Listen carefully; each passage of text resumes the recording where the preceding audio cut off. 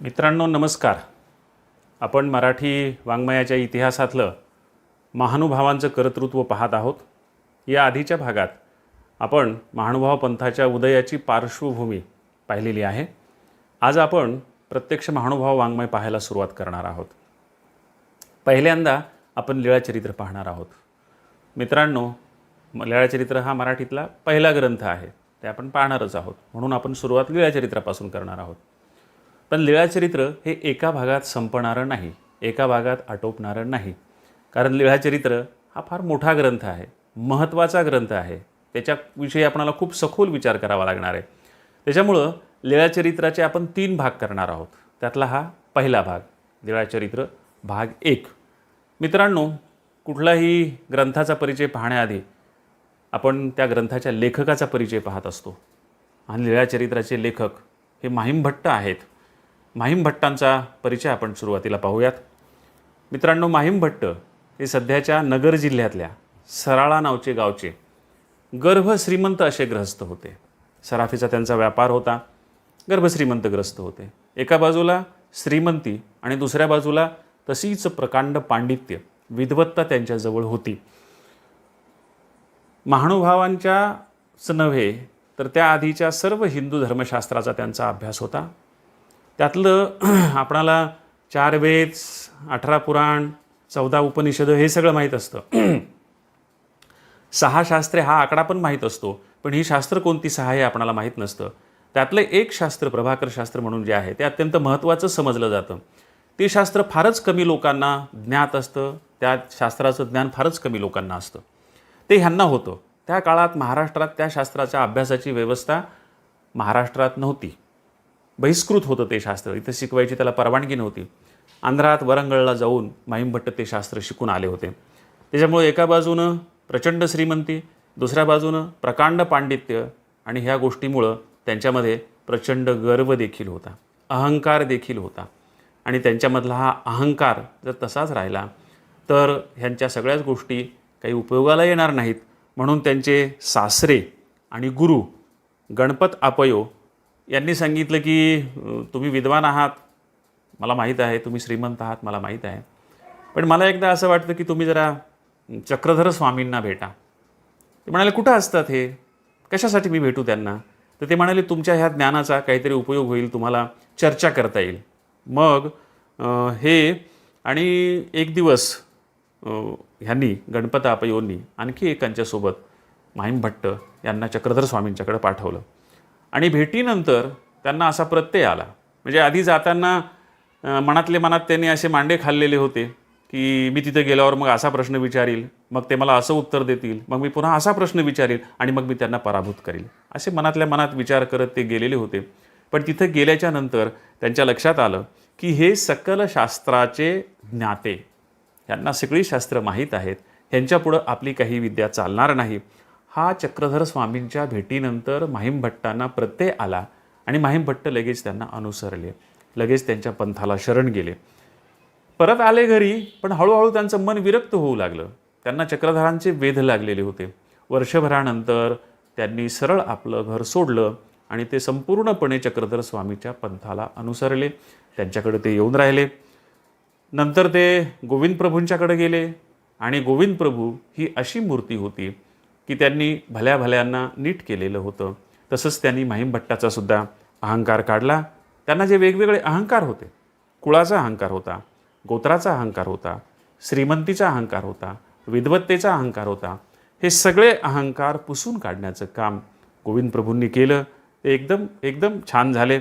आणि मग त्यांनी गोविंद प्रभूंचं मोचक दास्य असा शब्द वापरलेला आहे, तो स्वीकारला, अंतिम दास्य स्वीकारलं. आणि मग स्वतःची जी प्रचंड संपत्ती होती ती पूर्णपणे त्यांनी विकली आणि गोविंद प्रभूच्या मठाच्या भोवती जी जागा होती ती जागा घेऊन तिला कंपाऊंड वॉल बांधण्यासाठी त्यांनी ती खर्च केली. स्वतःची सगळी संपत्ती राजमळाभोवतीची जागा खरेदी करून ताम्रपत्र त्यांनी करून घेतलं आणि एका अर्थानं फार मोठं महत्त्वाचं पंथाच्या बांधणीचं काम तिथूनच सुरुवात झालं. लीळाचरित्राबरोबरच माहिमभट्ट यांनी गोविंद प्रभूंचं चरित्रही लिहिलेलं आहे. ते मराठीतलं अत्यंत महत्त्वाचं असं चरित्र आहे. पण आधी लीळाचरित्र लिहिलं. म्हणजे शिष्याचं चरित्र आधी लिहिलं चक्रधर स्वामींचं, आणि गुरु चक्रधर स्वामींचे गोविंद प्रभू त्यांचं मात्र त्यांनी नंतर लिहिलं. कारण आधी चक्रधर स्वामीचा विरह त्यांना झाला होता आणि त्या विरहात आधी ते लिहिलं, त्यावेळेस स्वतः गोविंद प्रभू होते. शेवटच्या काळात हे माहिमभट्ट जे आहेत त्यांच्या आयुष्याच्या शेवटच्या काळात विदेही झाले, विरक्त झाले. शेवट त्यांच्या रुद्धपुरातच झाला. आपण आयुष्यभर अहंकारामुळे ज्या चुका केल्या त्या चुकांचे त्यांना पश्चाताप होऊ लागले. म्हणून व्याकुळ होऊन ते भटोबासांना विचारायचे, नागदेवाचार्यांना विचारायचे की भटो माझं देव होईल काय हो? आणि मग नागदेवाचार्य त्यांना म्हणायचे की अहो तुम्हाला नाही तर कोणाला देव होईल? तुम्ही एवढं केलेलं आहे सगळं, तुम्ही नक्की परमेश्वर तुम्हाला प्राप्ती होईल त्याच्याविषयी तुम्ही मनात शंका धरू नका. आणि मग शेवटी चक्रधर स्वामीच्या कृपाप्रसादानं गोविंद प्रभू शेजारीच दफन करण्याची, स्वतः आपणाला गोविंद प्रभूच्या शेजारी दफन करावं अशी अंतिम इच्छा व्यक्त करून त्याने आपला देह रुद्धपुरामध्ये ठेवला. माहिमभट्ट जे आहेत ह्या माहिमभट्टांविषयी चक्रधर स्वामींनी स्वतः, नागदेवाचार्यांनी, औसांनी गौरवोद्गार काढलेले आहेत. त्याच्यातून आपणाला माहिमभट्टांचं चरित्र आणखी, माहिमभट्टाचं व्यक्तिमत्व आणखी उजळून निघेल असे संदर्भ पाहायला मिळतात. स्वतः सर्वज्ञ श्री चक्रधर स्वामी माहिमभट्टांविषयी असं म्हणाले होते की बाई ब्राह्मणून निका असे येथ जव होता तो पुसतची होता, तुम्ही देखती ती तरी तुम्हा सुख होते. अत्यंत निका परिपक्व असा हा ब्राह्मण होता. इथं जोपर्यंत माझ्याजवळ होता तोपर्यंत सतत चर्चा करायचा, काहीतरी विचारत राहायचा. तुम्ही जर त्याला पाहिलं असतं तर तुम्हालाही त्याच्या मोठेपणाची खून पटली असती. नागदेवाचार्यांनी स्वतः जे गौरवोद्गार काढले माहिमभट्टांविषयी, ते असं म्हणाले की माहिमभटा ते श्रीप्रभू दास्या वेगळा दाखवीन. म्हणजे गोविंद प्रभूचं दास्य करण्यापासून वेगळा झालेला जो कुणी मला माहिमभट्टांच्या विषयी सांगेल त्याच्या तयाशी मी महावाक्य वाखाणील. म्हणजे त्याला मी बक्षीस देईल. काय बक्षीस देईल? तर स्वामींचं सगळ्यात महत्त्वाचं तत्त्वज्ञान जे आहे ते महावाक्य मी स्वतः त्याच्यासाठी निरूपण करील. अशा प्रकारची शर्यत त्यांनी लावली होती. आणि ही शर्यत आपण हारणार नाही याची नागदेवाचार्यांना खात्री होती, कारण त्यांना त्यांच्या दास्यत्वाची खात्री होती. त्याच्यानंतर औसा ह्यांनी नागदेवाचार्यांविषयी गौरवोद्गार काढलेले आहेत. ते असं म्हणतात की तुम्ही माझे या श्री चक्रधर स्वामीची या धुरा. अहो तुम्ही तर माझ्या चक्रधर स्वामीचे प्रमुख होतात ना, त्याच्यामुळं तुमच्या मोठेपणाविषयी कुणालाही शंका नाही. असे हे माहिमभट्ट मराठीतल्या पहिल्या महत्त्वाच्या क्रांतिकारक युगप्रवर्तक अशा ग्रंथाचे हे लेखक. मी तुम्हाला मुद्दाम थोडक्यात माहिती सांगितली त्यांची. आता लीळाचरित्राच्या निर्मितीमागची जी प्रेरणा आहे ती प्रेरणा आणि निर्मितीची जी प्रक्रिया आहे ती प्रक्रिया आपणाला पाहायची आहे. मित्रांनो, कुठल्याही धर्माच्या असो, जुन्या सगळ्या वाङ्मयाच्या निर्मितीचं सगळ्यात महत्त्वाचं प्रमुख कारण ते म्हणजे धार्मिकच होतं. धर्मसाधना म्हणून ग्रंथांची निर्मिती, धर्मसाधना म्हणून काव्य लिहिल्या जात होती, भक्तीचा भाग म्हणून काव्य लिहिल्या जात होती. त्यामुळे पहिली प्रेरणा लीळाचरित्रामागची सुद्धा ही धार्मिकच होती. चक्रधरांचं उत्तरापंथे गमन झाल्याच्या नंतर सगळ्या भक्तांच्यामध्ये, शिष्यगणांच्यामध्ये प्रचंड उदासी आणि मनामध्ये प्रचंड पोकळी निर्माण झालेली होती. अशा अवस्थेमध्ये तन्वी स्मरणे, परम व्याकुळता अशी सगळ्यांची अवस्था झालेली होती. त्या अवस्थेमध्ये सगळे रुद्धपूरला गोविंद प्रभू होती गोळा झाले होते. कारण स्वतः चक्रधर स्वामींनीच त्यांना निरोविलं होतं. म्हणजे त्यांच्या आश्रयाला सांगितलं होतं की माझ्यानंतर तुम्ही रुद्धपूरला जा. गोविंद प्रभूंचा सर्वांनाच आधार वाटायचा. चक्रधरही सर्वांना आधी रुद्धपूरलाच पाठवायचे, हे आपण लीळाचरित्रामध्ये अनेक वेळा पाहणार आहोत. नागदेवाचार्य सतत चक्रधरांना आठवत बसायचे, दुश्चित होऊन बसलेले असायचे, काहीतरी स्मरण करत बसायचे. कुठंतरी त्यांची एकाग्रामध्ये शून्यात ताळी लागलेली दिसायची. त्यांना माहिमभट्ट विचारायचे, भटो काय करीत असा? आणि त्यावेळेला ते असं म्हणाले की मी चक्रधर स्वामींच्या लीळांचं स्मरण करतोय, त्यांच्या आठवणी जागतोय मनातल्या मनात. माझ्या मनात एक एक एक एक एक एक एक एक आठवण येते आहे. स्वामी कसे होते, कसे राहत होते, कुठं काय बोलले, कुठं गेले, हे सगळं मला आठवते. माझ्या मनात मी त्याची उजळणी करतो. मग माहिमभट्ट म्हणाले, तुम्ही सांगा, मी लिहीन. आणि असं म्हणून ऐसे भटोबासा लीळाकथन केले, ते महीभटी 6 मास लिहिले. अशा प्रकारे नागदेवाचार्यांनी स्वतः भटोबासांना लीळाकथन केलं आणि ते लीळाकथन करून माहिमभट्टांनी 6 महिने ते लिहून घेतलं. म्हणजे ही प्रक्रिया 6 महिने सुरू होती. लीळाचरित्र लिहून घेण्याची. तुम्ही जर कधी अमरावती जिल्ह्यामध्ये रुद्धपूरला गेलात तर अजूनही ती जागा दाखवली जाते जिथं बसून माहीम भट्टांनी लीळाचरित्र लिहिलेलं आहे. आणि मग ही झाली पहिली प्रक्रिया नागदेवाचार्यांनी सांगितलेल्या चक्रधर स्वामींच्या आठवणीच्या कथनाची. पण पुढची आणखी एक प्रक्रिया होती की नागदेवाचार्यांनी सांगितलं की तुम्ही पुन्हा एकदा स्वामी जिथं जिथं जिथं जिथं फिरले तिथं तिथं तिथं महाराष्ट्रभर फिरा आणि स्वामींच्या आणखी काही आठवणी गोळा करा. मला सगळंच आठवत असेल, मला सगळंच माहीत असेल असं काही नाही. मग त्यानिमित्तानं माहीम भट्टांनी संपूर्ण महाराष्ट्राचा एक दौरा केला आणि स्वामी जिथं जिथं गेले अशी शंका होती, जिथं जिथं गेले अशी माहिती होती, त्या प्रत्येक ठिकाणी जाऊन स्वामींच्या लीळा माहीम भट्टांनी गोळा केल्या. माहीम भट्ट गेले आणि लगेच लोकांनी त्यांना आठवणी सांगितल्या असं कधी झालं नाही. लोकांना काय म्हणजे ते काय सगळे भक्त होते स्वामींचे अशातला भाग नाही. त्याच्यामुळं मला वेळ नाही, माझी कामं पडलेली आहेत, माझा दिवस वाया जाईल, माझी पेरणी सुरू आहे, माझी नांगरणी सुरू आहे अशी निमित्त सांगून लोक टाळत होते. पण माहीम भट्टाने सांगितलं की ठीक आहे, तुम्ही तुमची कामं करा, कामं करत करत तुम्हाला जे आठवल ते सांगा, मी ते लिहून घेईल. मराठीचा हा पहिला ग्रंथ अशा प्रकारे नांगरामागं फिरून देखील आठवणी गोळा करून लिहिलेला आहे. जेथ जेथ सर्वज्ञ बीजे केले तेथ तेथ महीभटी जाओनी पुसोनी लिहिल्या. म्हणजे पहिली क्रिया 6 महिने गोविंद प्रभूंनी एकट्याने सांगितलेल्या आठवणी लिहिल्या. दुसरी प्रक्रिया संपूर्ण महाराष्ट्रभर फिरून जिथं जिथं स्वामी गेले तिथल्या तिथल्या आठवणी गोळा केल्या. आणि तिसरी प्रक्रिया पुन्हा एकत्र बसून हे सर्वज्ञांचे श्रीमुख शब्द होती, हे नव्हेती, जे श्रीमुखीचे नव्हेती ते मोडिले. मग उत्तरार्ध पूर्वार्ध 2 भाग केले. असं स्मृतीस्थळामध्ये लिहून ठेवण्यात आलेली ही निर्मिती प्रक्रिया कशी झाली ते. हे गोळा केल्याच्या नंतर जे नागदेवाचार्यांनी सांगितलं त्याच्यात काहीच शंका नव्हती. पण जे गोळा केलेलं आहे त्यातलं लोकांनी जे सांगितलं ते कितपत खरं आहे, कितपत खोटं आहे याची खात्री कुठं करायची. प्रत्येक आठवणीची चिकित्सा, प्रत्येक आठवणीची खात्री ही नागदेवाचार्यांशी चर्चा करून मगच माहीम भट्टांनी तिची अंतिम प्रत तयार केली, अंतिम संहिता तयार केली. आणि अशा प्रकारे मराठीतला हा पहिला ग्रंथ अतिशय काटेकोरपणे शास्त्रशुद्ध पद्धतीनं मराठीमध्ये तयार करण्यात आलेला आहे. अगदी अलीकडच्या काळात सुद्धा एखाद्या व्यक्तीचं जर चरित्र लिहायचं असेल तर जगभरामध्ये आधुनिक चरित्रलेखक जे जे निकष पाळतात ते सगळे निकष पाळून मराठीमधला पहिला ग्रंथ लीळाचरित्र हा लिहिण्यात आलेला आहे. लीळाचरित्र ही एका अर्थानं स्मरणभक्तीच आहे. कारण येथीची चरित्रे आठवी जेती, ऐकी जेती, उच्चारी जेती, तीही एक स्मरणची किगा असं चक्रधरांनी सांगून ठेवलेलं होतं. आणि म्हणून असन्निधानी सन्निधानाचा आनंद मिळविण्याचा हा एक ग्रंथ हा उपाय होता. मित्रांनो, लीळाचरित्र हा खूप मोठा ग्रंथ आहे. पृष्ठसंख्याच नुसती मोठी नाही तर अनेक अर्थानं तो मोठा ग्रंथ आहे.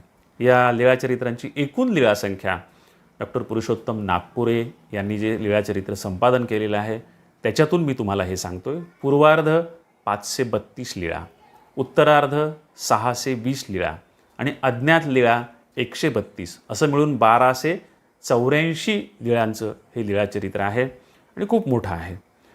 पण एवढा महत्त्वाचा, एवढा चांगला ग्रंथ तयार केला आणि मग मुसलमानांचं आक्रमण झालं. त्या आक्रमणात, पळापळीत, अनेक गोष्टी जपून ठेवण्यात, अनेक गोष्टी लपवून ठेवण्यामध्ये त्या खालसेयाच्या धाडीत कुठंतरी लीळाचरित्र हा ग्रंथ गहाळ झाला. तो पुन्हा सापडला नाही. एवढं महत्त्वाचा, एवढा जीव तोडून इतक्या सगळ्या मंडळींनी केलेला हा ग्रंथ अचानक नाहीसा झाला. आता काय करायचं हा प्रश्न सगळ्यांच्या समोर निर्माण झाला. पण त्याच्यावर एक उपाय होता. माहीम भट्टांच्या शिष्या हिराईसा यांना संपूर्ण लीळाचरित्र मुखपाठ होतं. त्या एकपाठी होत्या.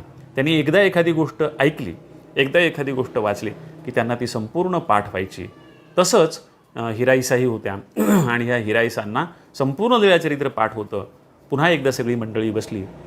हिराईसांनी ते सगळं लीळाचरित्र सांगितलं, ते लिहून घेतलं. पण शेवटी काय असतं की तपशिलात काहीतरी कमी जास्त होतं. म्हणून आणखी काही मंडळी बसली आणि मग त्यांनी ते लीळाचरित्र वाचून नाही हे इथं असं पाहिजे, नाही हे इथं असं पाहिजे. पण पहिलं खोडलं नाही त्यांनी. ठीक आहे, तुम्हाला असं वाटतं ना, मग ते तिथं, तुम्हाला असं वाटतं ना, मग तेही तिथं लिहून घेतलं आणि त्याला पाठभेद असं म्हटलं. म्हणजे मूळ वाक्य द्यायचं आणि या वाक्याविषयी अमुकनं असं वाटते तमुकनं असं वाटते असे आपले पाठभेद देखील नोंदवायचे. हे सुद्धा शास्त्रशुद्ध पद्धतीनं त्या काळात झालेलं आहे. म्हणजे एखादी गोष्ट तुम्हाला जुन्या ग्रंथातली आवडली नाही तर ती पुसून काढता येत नाही, त्या ठिकाणी तुम्हाला पर्याय सांगता येतो. तशा प्रकारे म्हणून मला असं वाटतं अशा प्रकारची नोंद करता येते. अशा पाठभेदाच्या नोंदी लीळाचरित्रामध्ये आपणाला पाहायला मिळतात. अशा प्रकारे पाठभेदाची एक आदर्श संहिता म्हणून सुद्धा आपणाला लीळाचरित्राकडे पाहता येतं. मित्रांनो, लीळाचरित्राचं महत्त्व काय आहे तर मराठीतला हा पहिला ग्रंथ तर आहेच आहे, पण त्याचबरोबर हा ग्रंथ प्रादेशिक भाषांमधला देखील पहिला ग्रंथ आहे. मी तुम्हाला आधी सांगितलं होतं की ज्या भाषांची निर्मिती, मराठी भाषेची निर्मिती कशी झाली ते तुम्हाला सांगितलं की सुरुवातीला संस्कृत भाषेचं 2500 वर्ष इथं चलन होतं. त्याच्यानंतर प्राकृत भाषा ज्या होत्या त्यांचं चलन 1000 वर्ष होतं आणि गेल्या 1000 वर्षापासून प्रादेशिक भाषा ज्या साहित्य अकादमीनं आपल्या गटात टाकलेल्या आहेत 30-32 त्या साहित्य अकादमीनं गटात टाकलेल्या भारत सरकारनं राज्यघटनेनं मान्यता दिलेल्या भाषा ज्या आहेत प्रादेशिक, त्या प्रादेशिक भाषांच्या पैकीसुद्धा सगळ्यात महत्त्वाचा जो ग्रंथ आहे किंवा पहिल्यांदा लिहिला गेलेला जो ग्रंथ आहे तो देखील लीळाचरित्र आहे. म्हणजे नुसत्या मराठीतला नव्हे तर संपूर्ण भारतातल्या प्रादेशिक भाषांमधला देखील तो पहिला ग्रंथ आहे. कारण हिंदीमध्ये सगळ्यात जुन्यात जुनं जे सांगितलं जातं ते पृथ्वीराज रासो नावाचं जे महाकाव्य आहे ते सांगितलं जातं आणि त्याच्या कितीतरी आधी लीळाचरित्र हा ग्रंथ लिहिला गेलेला आहे. म्हणून भारतीय प्रादेशिक भाषांमधला देखील तो पहिला ग्रंथ आहे. तमिळमध्ये कुठला तरी आणखी एक ग्रंथ आहे, पण तो गद्य नाही, तो पद्य आहे आणि त्याच्याही तितक्या जुनेपणाची खात्री नाही. लीळाचरित्रामुळं आणि आणखी काही गोष्टींच्यामुळं आपण आपली भाषा अभिजात आहे हे सिद्ध करण्यासाठी शासन दरबारी जे भांडतो आहोत त्याच्यामध्ये आपणाला लीळाचरित्र अत्यंत महत्त्वाच्या उपयोगाला पडत आहे. तत्कालीन भाषेचा उत्कृष्ट नमुना म्हणून सुद्धा आपल्याला लीळाचरित्राकडे पाहता येतं. कारण त्या काळातल्या कुठल्याही ग्रंथामध्ये, कुठल्याही धर्माच्या ग्रंथामध्ये, नाथ संप्रदायाचा असो, शैव संप्रदायाचा असो, वारकरी संप्रदायाचा असो, कुठल्याही ग्रंथामध्ये तेव्हाचे लोक जे बोलत होते ती बोलण्याची भाषा कुणीही लिहून ठेवलेली नाही. ज्ञानेश्वरीत बोलण्याची भाषा नाही, दुसऱ्या कुठल्याही ग्रंथामध्ये अमृतानुभवामध्ये बोलण्याची भाषा नाही. ती काव्याची भाषा आहे आणि काव्याची भाषा ही बोलण्याची भाषा नसते हे आपणाला माहीत आहे. सगळी माणसं काही कवितेमध्ये बोलत नसतात, ती गद्यात बोलत असतात, एकमेकाशी संवाद करत असतात, प्रश्न विचारत असतात. तर त्या 800 वर्षापूर्वीच्या मराठी माणसांच्या प्रचलित बोलण्याच्या भाषेचा एकमेव नमुना जर आपणाला कुठं पाहायचा असेल तर तो आपणाला लीळाचरित्रामध्येच पाहायला मिळतो. तिथंच तो उपलब्ध आहे. मूळ गुजराती असूनही चक्रधर स्वामी मराठी अनावर बोलती अशी त्यांची ख्याती होती. मराठीला धर्मभाषेचा दर्जा देणारा हा पहिला ग्रंथ आहे आणि महानुभाव हा पहिला पंथ आहे. मूळ अनुभव अतिशय सरस म्हणजे चक्रधर स्वामीच्या आयुष्याचा सांगणारा वाणीचा गोड माहीम भट्टांसारखा आणि नागदेवाचार्यांसारखा आणि लिहिणाऱ्याची हातोटी उत्तम म्हणजे माहीम भट्टाची असा हा अप्रतिम जोड, अप्रतिम मेळ जमून आलेला आहे. जणू काही दुधात साखर पडावी तसं. सांकेतिक लिपीमुळं भाषेचं मूळ रूप टिकून आहे या ग्रंथाचं. सांकेतिक लिपीमुळं पंथ खूप लोकांपर्यंत पोचू शकला नाही हे खरं आहे, पण या लीळाचरित्राच्या भाषेचं मूळ रूप जशाला तसं टिकण्याचं आपणाला हे महत्त्वाचं वर्ष आहे. बाकीच्या ग्रंथांची जुन्या जे ग्रंथ आहेत त्या जुन्या ग्रंथांची मूळ रूपं उपलब्ध आहेत का नाही माहीत नाही, कारण त्याच्यामध्ये नंतरच्या लोकांनी लिहून घेणाऱ्यांनी खूप बदल केलेले आहेत इतर संप्रदायाच्या. पण चक्रधर स्वामीच्यामध्ये एकही शब्द खोडायचा नाही, एकही अक्षर खोडायचं नाही अशी जिद्द आणि असं नेट असल्यामुळं त्या ठिकाणी आपणाला मूळ स्वरूपामध्ये ती भाषा पाहायला मिळते. चक्रधरांचा वावर सर्वत्र आणि दृष्टी शोधक होती, त्यामुळं समाज जीवनाचं सूक्ष्म तपशील उपलब्ध झालेले आहेत आपणाला लीळाचरित्रामध्ये. त्यावेळचा समाज, त्यावेळच्या समाजाच्या चालीरीती, व्रतवैकल्य, सणवार, वस्त्रप्रावरण, खाणीपिणी, नाणीगाणी, व्यापार टापार असे सगळे तपशील आपणाला फक्त लीळाचरित्रामध्ये उपलब्ध आहेत आणि खूपच चांगले आहेत. वाचायला लीळाचरित्र हा अत्यंत गोड ग्रंथ आहे, मनोरंजक आहेत. चक्रधर स्वामी विनोदीही होते हे आपण त्यांच्या व्यक्तिमत्वाच्या विषयी पाहताना पाहणारच आहोत. मनोरंजक, उद्बोधक, लहान वाक्य हे भाषेच्या चांगुलपणाचं लक्ष आहे. मोठं पल्लेदार वाक्य हे वैशिष्ट्य नसतं, ते विद्वत्तेचं लक्षण आहे. पण लालित्याचं लक्षण छोटी रसपूर्ण वाक्य, लहान वाक्य, सुंदर त्या काळातले वाक्प्रचार, बोलीभाषा घरगुती, मार्मिक संवाद, आणि विखुरलेली जागोजागची महत्त्वाची सुभाषितं.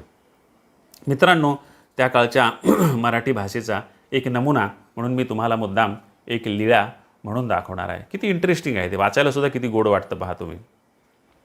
सर्वज्ञे म्हणितले बाई कोणी कडोनी येत अशी जे, माईबाईशी म्हणितले जी जी वसमतीये कडोनी, मग अवघी गोष्टी गोसाविया पुढा सांगितली, ऐशी अनमोदो अनमोदो दुःख करू लागली.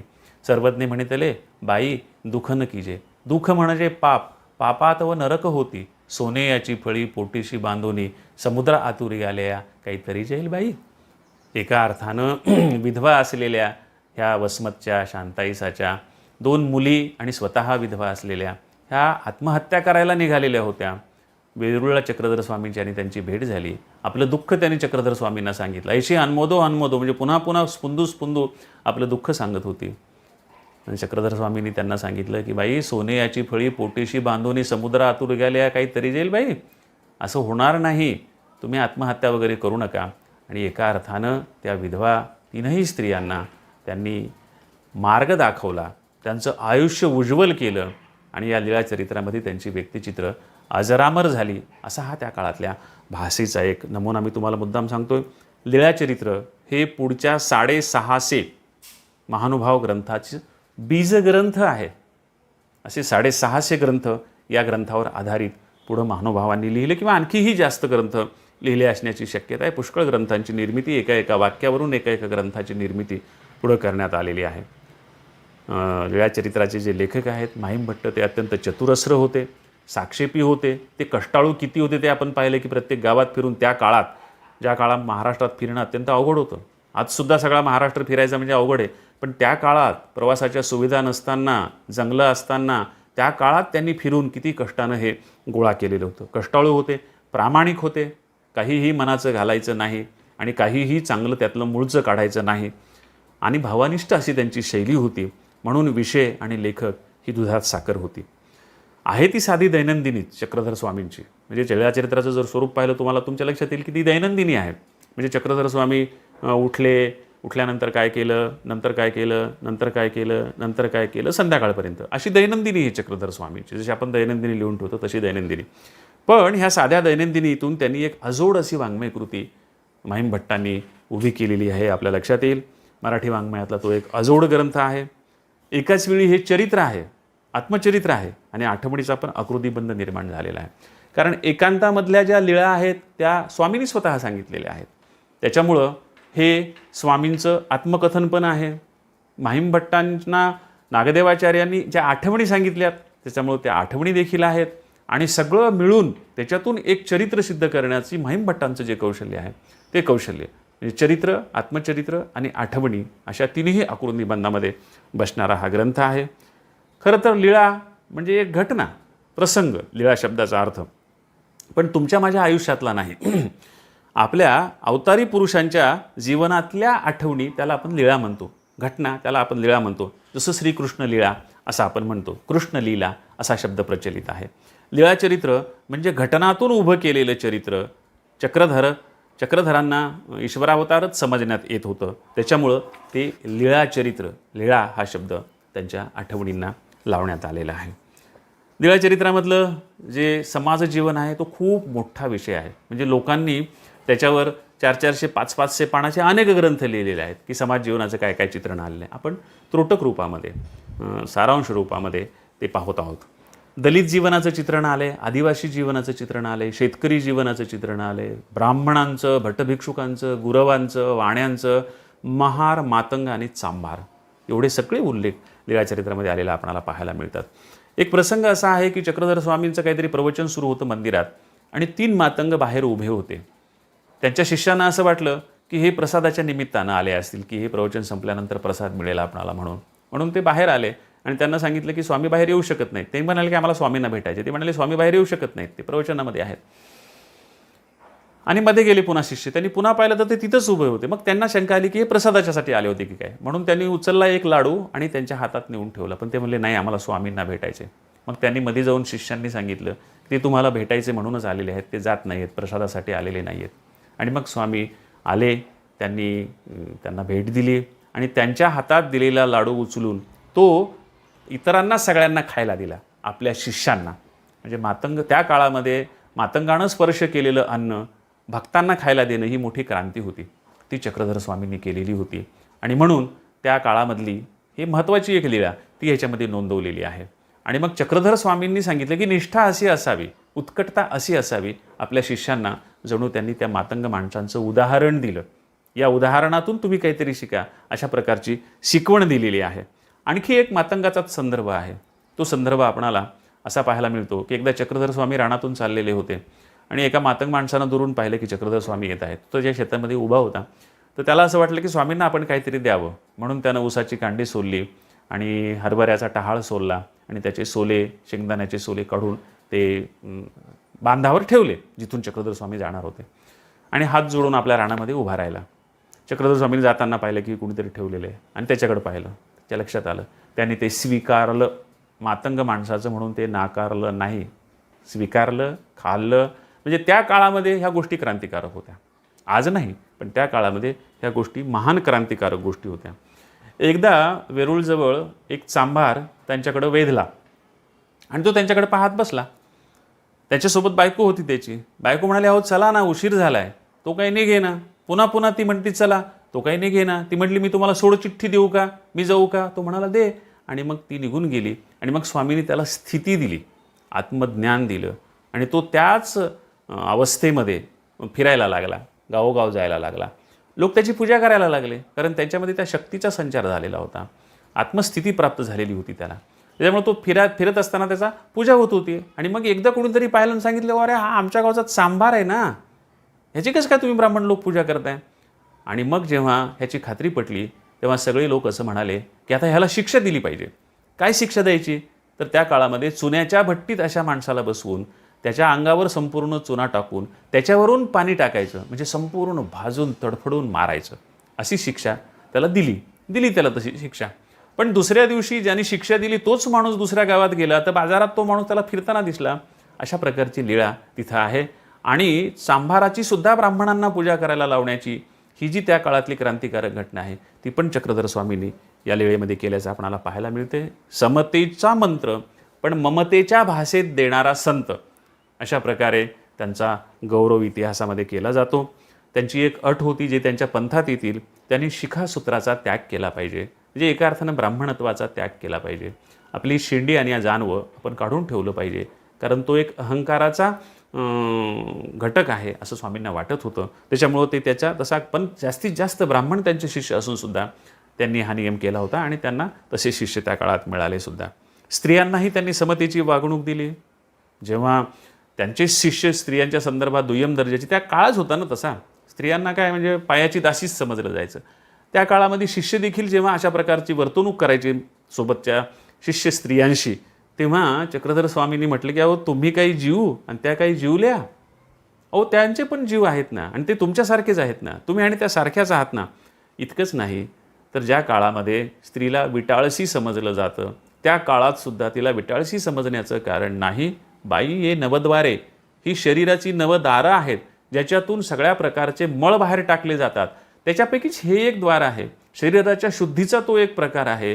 त्याच्यामुळं स्त्री त्याच्यामध्ये विटाळशी होईल, अस्पृश्य होईल, असं कसं होईल. त्याच्यामुळं तसं तुम्ही कुणी मानायची गरज नाही. हा देखील क्रांतिकारक विचार त्या काळामध्ये चक्रधर स्वामींनी सांगितल्याचं आपणाला पाहायला मिळतं.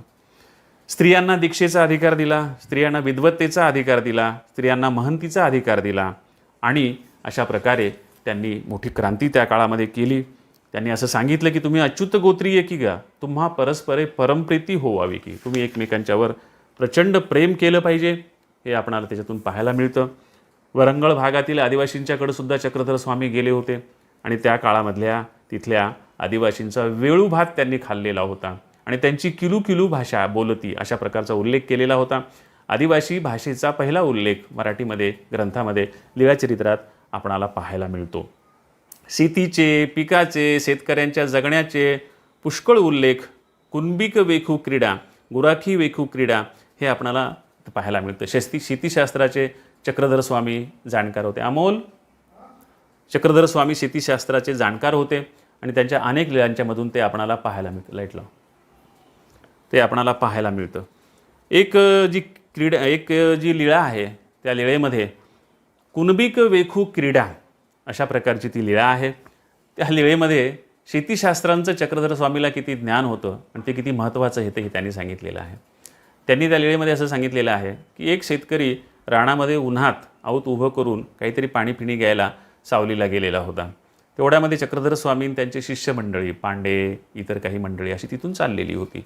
नागदेवाचार्य त्यांच्यासोबत होते. त्यांनी विचारलं, का हो तुम्हाला हे आऊत हाणता येतं का? सगळे म्हणाले, हो, त्याला काय विद्या लागते? पांडे तर म्हणाले, बिलकुल, त्याला काय विद्या लागते बाबा, आऊत हाणता येतं मला. म्हणाले, दाखवा बरं आऊत हाणून. आणि मग ते आऊत हाणायला गेल्याच्यानंतर त्यांच्या लक्षात आलं की आऊत हाणणं ही सोपी गोष्ट नाही. एकदा इकडं नांगर पडायला लागला, एकदा इकडं नांगर पडायला लागला, एकदा इकडं पडायला लागला. स्वामी म्हणाले, या, कळालं तुमचं शेती चालवण्याचं, नांगर चालवण्याचं ज्ञान. आणि अशा प्रकारे मग नागदेवाचार्यांनी त्यांना विचारलं की तुम्हाला करता येतं का? ते म्हणाले, हो बाबा, तुमच्याकडे येण्याच्या आधी मी हेच करत होतो. आणि मग नागदेवाचार्यांनी नांगर चालवून दाखवला. पण चक्रधर स्वामी म्हणाले की तुम्हाला वरंबा नाही काढता आला. आणि मग चक्रधर स्वामींनी स्वतःच बाह्या सावरीत नांगर हातात धरला आणि एका लाईनमध्ये अतिशय सुंदर असं नांगरून दाखवलं, वरंबा काढून दाखवला. तोपर्यंत तो शेतकरी तिथं जवळ आला होता. तो म्हणाले की अरे, आमच्या पिढ्यानपिढ्या गेल्या हेच काम करण्यामध्ये, एवढ्या कौशल्यानं आम्हाला हे काम करता आलं नाही आणि तू हे एवढं चांगलं काम करतोस, असं चक्रधरांना त्यावेळेस तो शेतकरी म्हणाला.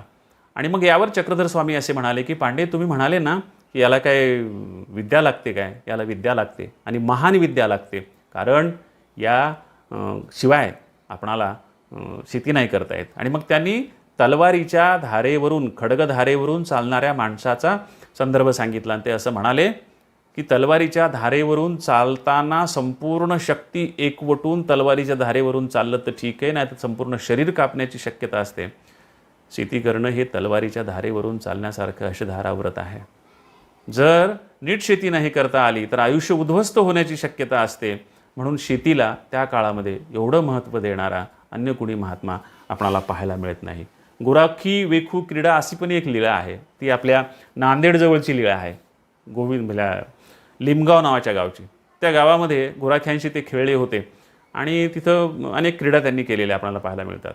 एकदा त्यांनी त्यांच्या शिष्यांना गुराख्याचं सोंग करून दाखवलं होतं की गुराखी कसा चवड्यावर बसतो, हातात भाकरी घेतो, ती खाताना एकदा इकडं गुरं गेली काय, एकदा इकडं गुरं गेली काय, असं कसं पाहतो, ते अगदी बारकाव्यानं चक्रधर स्वामींनी निरीक्षण गुराख्याच्या संदर्भात नोंदवलं होतं. असे कितीतरी, म्हणजे त्याच्यावरही एक स्वतंत्र ग्रंथ होईल लीळाचरित्रामधल्या कृषी जीवनाच्या संदर्भाचा, असे संदर्भ आपणाला पाहायला मिळतात.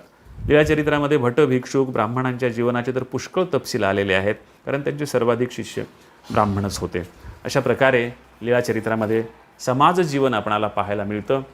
मित्रांनो, इथं हा लीळाचरित्राच्या संदर्भातला पहिला भाग संपला आणि लीळाचरित्राची जी महत्त्वाची वैशिष्ट्ये आहेत, ती महत्त्वाची वैशिष्ट्य आपण पाहिली. पुढच्या भागामध्ये आपण चक्रधर स्वामीचं व्यक्तिमत्व आणि त्याच्या पुढच्या भागामध्ये चक्रधर स्वामीचा शिष्य परिवार अशा टप्प्याटप्प्यानं संपूर्ण लीळाचरित्र पाहणार आहोत. भेटूयात पुढच्या भागामध्ये स्वामींचं व्यक्तिमत्व पाहण्यासाठी. नमस्कार.